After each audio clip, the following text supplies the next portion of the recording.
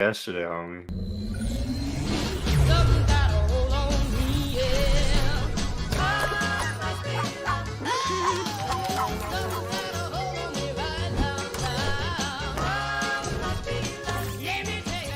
Internet that's everything you imagine, and then some. Quantum Fiber, your world unleashed. Sign up today and get internet with a price for life. Keep your internet service monthly rate for as long as you keep your plan. Internet service monthly rate subject to continued plan availability.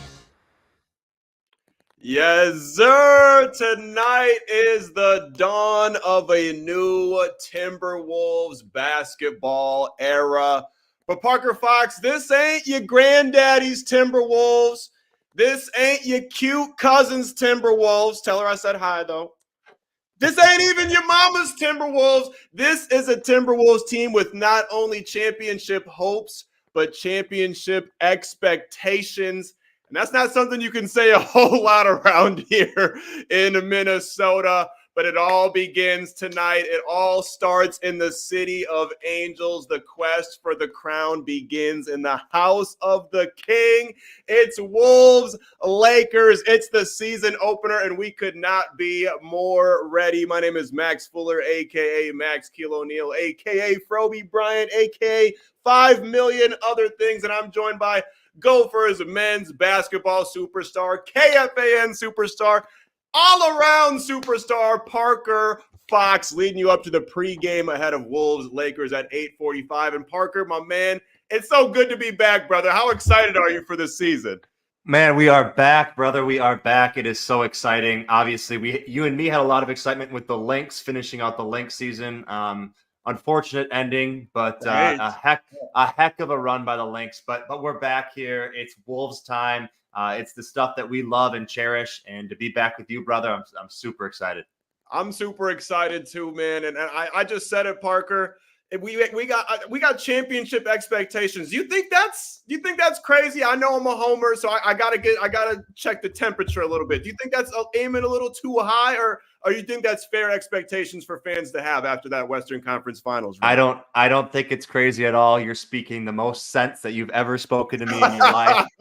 I see it all the way, man. I think we brought back the pieces we needed to bring back, and then we did that little trading thing that you and me discussed, and it took us a while to really wrap our heads around.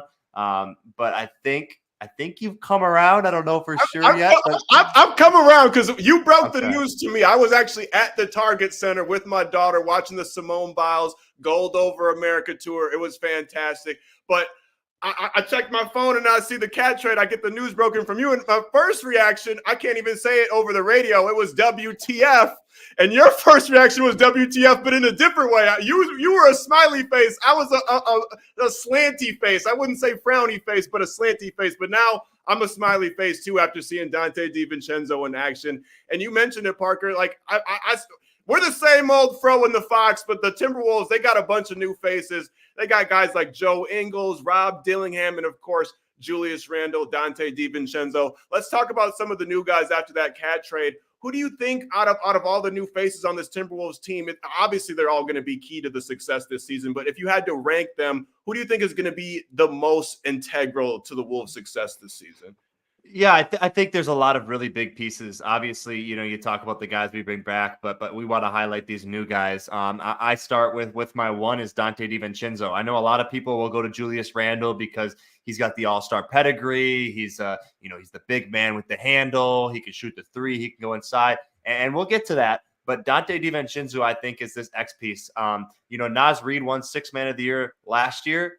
I'm going Dante DiVincenzo to win Sixth Man of the Year this I'm year right there with you, bro. in the NBA. I think obviously he's not a guy that's going to crack our starting lineup just because of the way we roll with Mike Conley, Anthony Edwards, and Jaden McDaniels. There's no guard spot for him to really crack the lineup. But watch him come in and play a lot of minutes, especially down the stretch when it comes to winning time. He's a guy that's played a lot of hoops. He understands the game well. He plays at a high level. And we showed a clip this morning in our film room session for practice of Dante DiVincenzo just talking about how he's integrated himself with the team. and he didn't mention offensively at all. He strictly talked defensively, and that was something I love to see from a guy that's been around the league a lot. He knows how the league works. You need to be good defensively, and I think that's the next step this Timberwolves team needs to take. So Dante DiVincenzo is my 1, and then Julius Randle is my 2. Obviously, Julius, he's an all-star.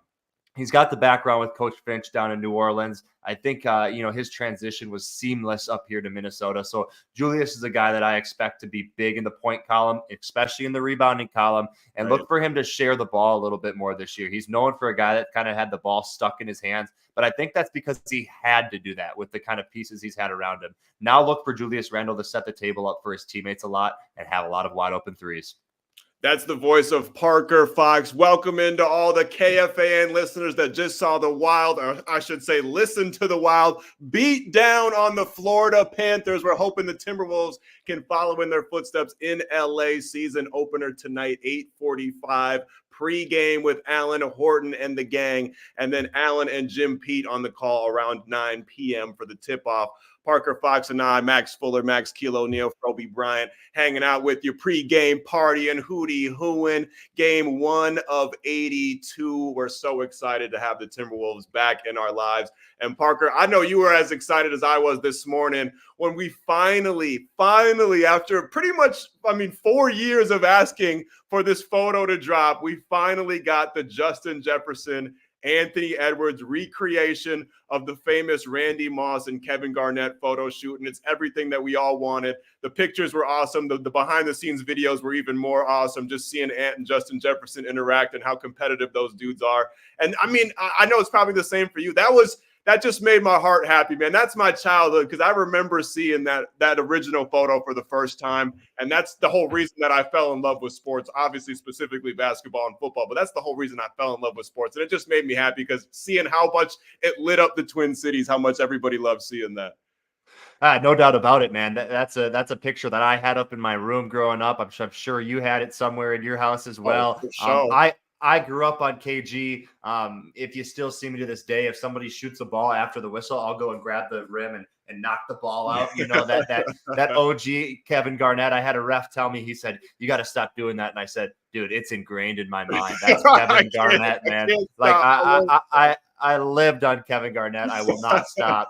But how awesome was that, wasn't it? And the picture was great. But for me, the behind the scenes and just watching these two superstars interact as humans, it's funny when you got a guy like Ant and a personality like Ant, and Justin is just kind of laughing at his little joke. He's like, "You're not coming out and playing football, bro. You're not sticking your head in and being Cam Chancellor and Derrick Henry running over you or whatever it may be." But you just got to love the competitive nature that those two have. And then how cool is it that we have two superstars right here in Minneapolis, in Minnesota, two of the best, right, in the NFL and in the NBA. Like, it's pretty cool to be a part of the Minnesota sports tradition here in Minnesota, and we're looking to pretty cool things. Obviously, we were talking Timberwolves today, but these Vikings are doing something special as well. So awesome to have two stars like Justin Jefferson and Anthony Edwards right here in Minnesota. Super cool. And kind of like the hidden gem in that whole thing is both of them expressing their love for the state of Minnesota, and both of them saying they want to finish their careers here. Obviously, we know that these sports are businesses and it doesn't always work out that way. But man, how freaking cool would that be to have Anthony Edwards and Justin Jefferson for their entire careers? Right. No doubt. I mean, we can only cross our fingers, right? We can only cross our fingers. Right. I'm crossing my fingers, my toes, my afro hairs, whatever I can cross. Hopefully we can, but that's down the road. We're focused on the right now. Game 1 of 82, Wolves at Lakers, starting in just about 20 minutes. We only got about 5 minutes left, Parker Fox. And I know this ain't Lakers fan line. This ain't Lakers pregame party, but any team that LeBron James is on is always going to be a topic of interest. And they are our competition in the Western Conference. How do you feel about this Lakers squad heading into the season with LeBron, AD, and of course the whole Brownie bit? Yeah, Lakers are one of those fringe teams. I don't think they're in Oklahoma City. I don't think they're Dallas Mavericks. I don't think they're, one of those highly contending teams in the West that we're going to have to fight down the stretch. You should add the Denver Nuggets into there as well. But when you have LeBron James, anything can happen. And we've seen how elite of a player Anthony Davis is as well. That's a mismatch nightmare. I think it's going to be tough defending him tonight. Obviously, with the change we made getting rid of Cat and moving on to Julius Randle. It's kind of that too big situation. Anthony Davis, more of a pick and pop, kind of isolating on the elbow kind of guy. It's going to be tough defending him, but this Lakers team's got a lot. You talk about Austin Reeves, who has kind of molded himself into a fringe all-star type of player. Obviously, our guy D'Angelo Russell, who spent a lot of his time here in Minnesota. People have mixed emotions on D'Angelo Russell, but I'm a D'Angelo Russell fan. I think he plays at a high level. He understands the game at a very high level. And he changed target center culture, baby. I mean, we all stand for the first bucket forever now. That was D'Angelo. That was him. That was all him. Yeah. So and the Lynx do that too. So you got to give him some credit. But I think this Lakers team has a lot of pieces. And then you add the thing that everybody's going to talk about tonight. It's the LeBron and Bronny bit. You can say whatever you want. For me, as a sports fan, as a basketball fan, I'm excited about it, man. No matter what, whether you think Bronny should be out on the court or not, yeah, he probably shouldn't be quite yet. He's probably not ready for the NBA yet. But it's awesome that a father and son duo are going to be out on the court, and supposedly from JJ Redick, we're going to see it tonight in the second quarter. Wow. I mean, that's pretty big. And I'm excited about it too. I know a lot of people have mixed emotions about it, but we'd all do the same for our kids. And as excited as I am about it, I am kind of just praying for, I saw someone on Twitter say the same thing, and I couldn't agree more, praying for an ant fast break with just Bronny left to defend him and LeBron like running back trying to save his son from getting posterized in his first game. Oh, that would just be amazing. But I cannot wait for the game tonight. Bronny, we talked about obviously all the different new faces, but there's going to be new roles for some of the old faces as well, from some of the returning guys, with Karl-Anthony Towns not in the mix and Kyle Anderson not in the mix as well, especially a guy I'm thinking like Jaden McDaniels, who showed, I mean, flashes is kind of an understatement. He kind of found a steady little rhythm there offensively in the playoffs. So how do you expect Jaden McDaniels' role to be expanded, especially with Karl-Anthony Towns not in the mix anymore? Huge year from Jaden McDaniels. It has to be a huge year. Wow. He's that X factor guy. And I think we talked about it throughout the playoffs last year. Jaden McDaniels is the definition of an X factor. He's a guy that you need to be good. Obviously, Jaden's going to be really solid on the defensive end. He's going to guard the other team's best player every single night. He's got length, he's got size, he's got athleticism. That's going to be his job. But now, Jaden, can you take that next step? Can you take that next step and become a 38% three-point shooter, where we're so reliant on you knocking down open shots? And then when defenders are closing out, can you use your size, your length, your athleticism, take one dribble and go put a hammer dunk down in the middle of the lane? So I expect a huge year from Jaden McDaniels. I actually had a buddy text me, and his bold prediction on the NBA this year is Jaden McDaniels is a 20-point per game scorer. And I said, hold up. I don't know about all that, but I can see it, because Jaden is that X factor, and he's a guy that we need as Wolves fans if we want to take home that Larry O'Brien trophy in June. Man, if Jaden McDaniels becomes a 20-point per game scorer, I don't see an L on the schedule. We going 82-0. I mean, that's whoo-wee. I hope your friend is right. And then speaking of bold predictions, I saw you hit Twitter with your preseason or ahead of the season bold predictions. Hit the people over the airways with some of them. Yeah, man, I do it every year. I always have my predictions, so I'll just write them out for you guys. In the finals, I got the Wolves and the Celtics. I think this Celtics team is something special. We're seeing it already tonight. If you're watching the game right now, you see that they're right back to business and might be even better, because they are smoking Karl-Anthony Towns in the Knicks right now. Yeah, they set a franchise record for three-point field goal makes in the first half, something to start out the year. They almost had an NBA record. They were 1 3-point away, first game of the season on ring night. So I think this team is something to deal with. And then I got our Wolves in the finals against those Celtics. But you know me, I'm hollering with the homies. I'm hooting, and I got the Wolves in 6 when it comes to the NBA finals. But to list down I got Ant as our MVP. I got Rookie of the Year, Zach Edey. I got Defensive Player of the Year, Victor Wembanyama. I got Sixth Man of the Year, Dante DiVincenzo. I got Most Improved Player in Jonathan Kuminga.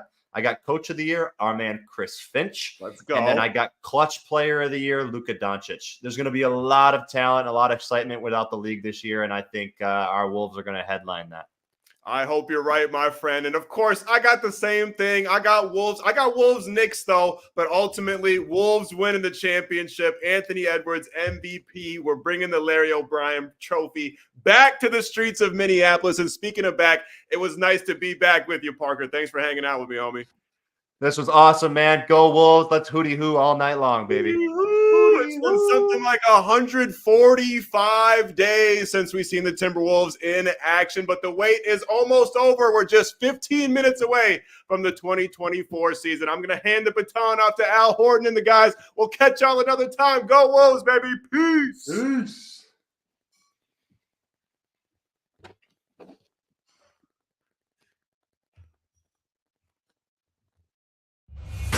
From the gas pumps in Granite Falls to the ice chest in Isanti, the Minnesota Lottery's Viking scratch game is here. These are the concrete coliseums where we challenge chance and chase glory, where we pursue our passion and dare to dream. These are the stadiums where we come to play. Get in the game.